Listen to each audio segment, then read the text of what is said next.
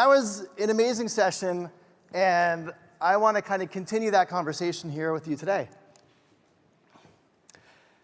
Building tomorrow's HR today. So, you remember the before times when the drama in HR was whether we talked about a seat at the table earnestly or we mocked the concept of wanting a seat at the table because we knew the influence that we wielded in our C-suite? Well, the times have changed quite a bit. And if you work in HR and people operations today, this is probably how your life feels, right? The last several years have seen amazing highs, demand for HR talent that we've never seen before, salaries through the roof.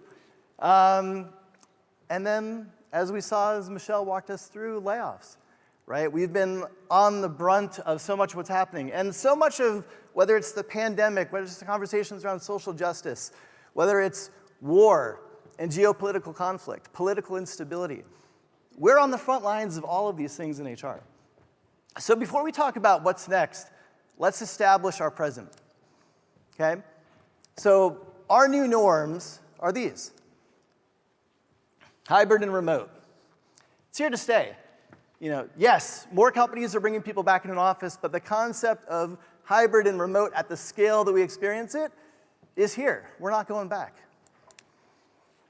Flexible, right? It wasn't long ago we worked for a generation under industrial era constructs of work that tightly dictated where we work, when we work, how we work.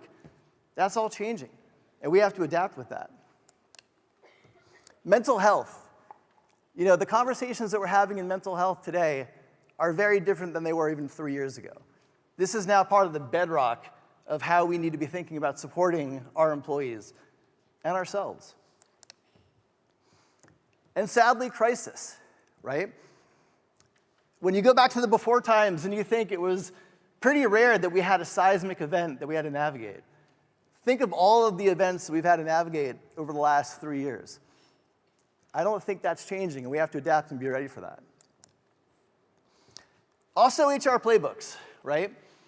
When you think about how we do what we do in HR, for the most part, the evolution of that has been iterative. It's been incremental. We used to do things with paper. Now we're doing it digitally, but the fundamental practice hasn't changed. That's shifted. We have to be much more agile in how we think about the programs we design to support our employees, our businesses, and this is also a big shift for us. And there's also an element of reprioritization, right? It wasn't long ago that we were in this hustle and grind culture. You know, how you doing? I'm busy. Oh, I'm busier. No, I'm busier. You know, we wore busy like a badge of honor. And going through a pandemic, having remote work, having hybrid work, many of our employees have really reprioritized how they think about what their priorities are, where they want to spend their time. And I don't know if there's an award for B-roll footage actresses and actors, but if you see this woman take the ricochet of the teddy bear on the back of her head and not break character, that's impressive. She deserves an award for that. So, as we're doing this, the media has taken interest. I call it quiet verbing, right? This new shift in the world of work has put HR and the workplace and work at the center of the conversation that's happening. And the media has taken notice. First, it was the Great Resignation. We had about a year of that. Wait, no. Now it's quiet quitting. Okay? How do we adjust to quiet quitting? It's the big workplace trend. How are we going to adapt to this? No. It's the year of quiet quitting. Okay? No. Workers just can't stop. They won't stop. They're going to keep quitting. Now we have a generation of quitters, right? This doesn't end, but they have regrets. Maybe they'll come back. But don't worry, maybe you'll be quietly promoted. Or you actually might get quietly fired. So if you're quietly fired, you could just rage apply. And I sit here through the lens of, like, when you read these articles, they're repackaging things that we've been doing for years, that they're branding it, they don't know our space, but it gets clicks. And it leads us here, right? So not only are we dealing with all of this stuff, we're dealing with the media having big opinions on our work and the impact of our work. And while we're dealing with that, we're dealing with this. If you work in HR, I imagine you can relate to this. And Work Vivo had a really interesting study last year on the field of HR and examining burnout. And some of these stats are sobering. You probably see yourself in some of these stats. So that's the reality. But this is also the reality. For years we talked about the future of work, right? That was like one of the terms that we loved, right up there with war for talent, another bullshit term. So the future of work, I never liked the phrase even in the before times because to me, it abdicates our responsibility for driving change now. And this is the reality. All these things I've walked you through are our reality now. So the future of work was yesterday. What's next? What are we building?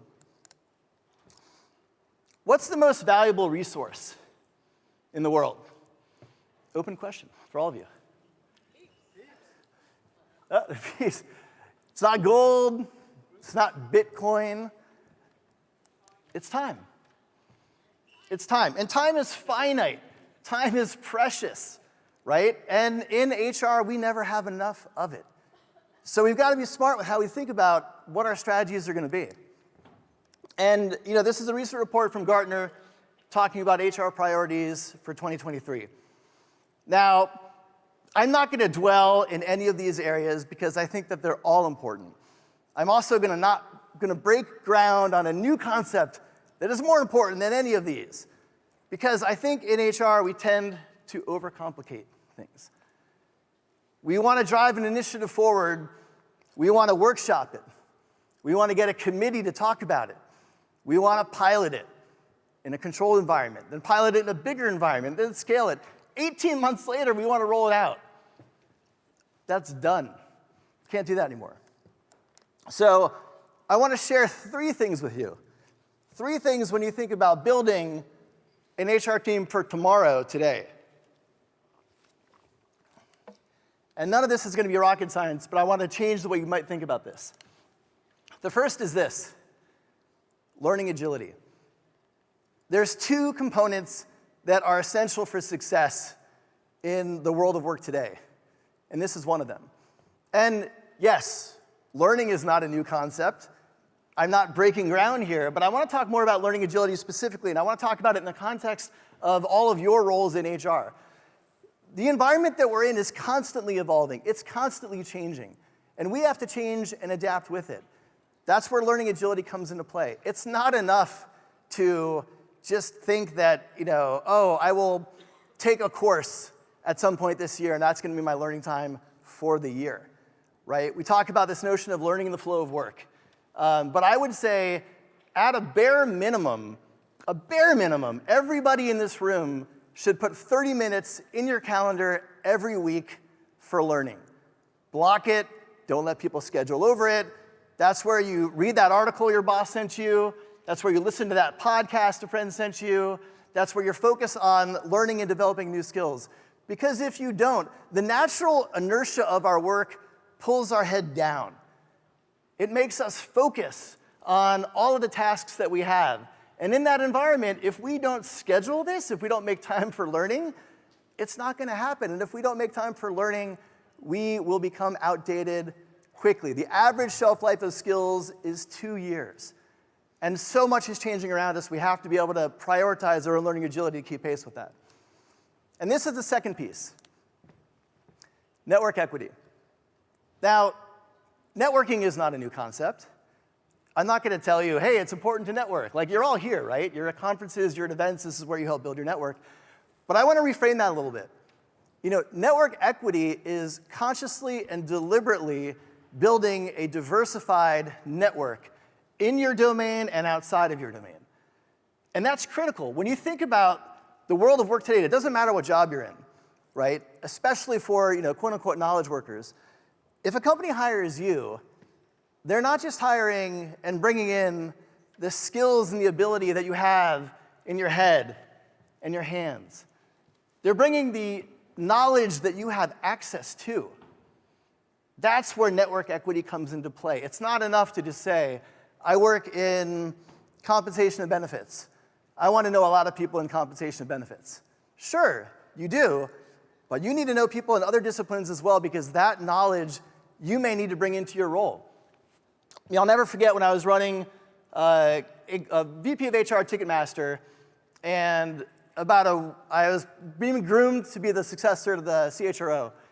And as part of that development, before that I ran Global TA, she asked me to create a new internal comms feature, a function within the business. We didn't have one. A week later, we announced that we were going to merge with Live Nation. In their diligence, they came back and said, they just looked at the org chart, oh, well, we don't have somebody in internal comms, but we see that you do. So he's going to run internal comms for the entire $4 billion merger.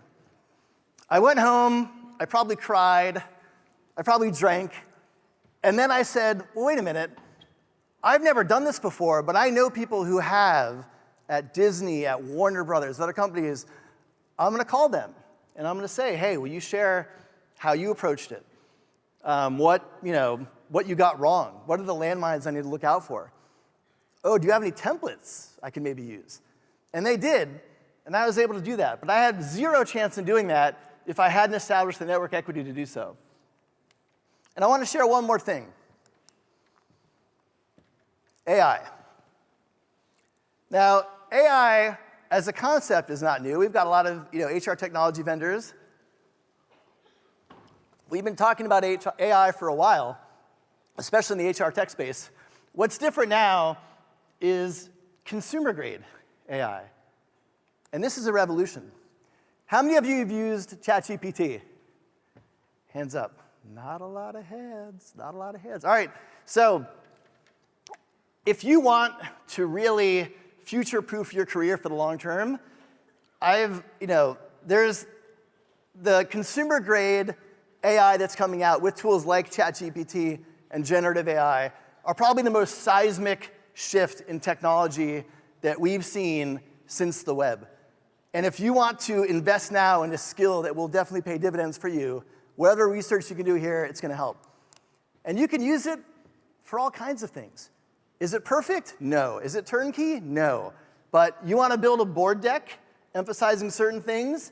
You can use a platform called Tome, and it will build that for you. Will you present that to your board? No. You're going to modify it, you're going to update it, but it will give you a running start on that project. You're redesigning your career site, you just updated your mission, vision, and values, and you want to incorporate that into your career site copy?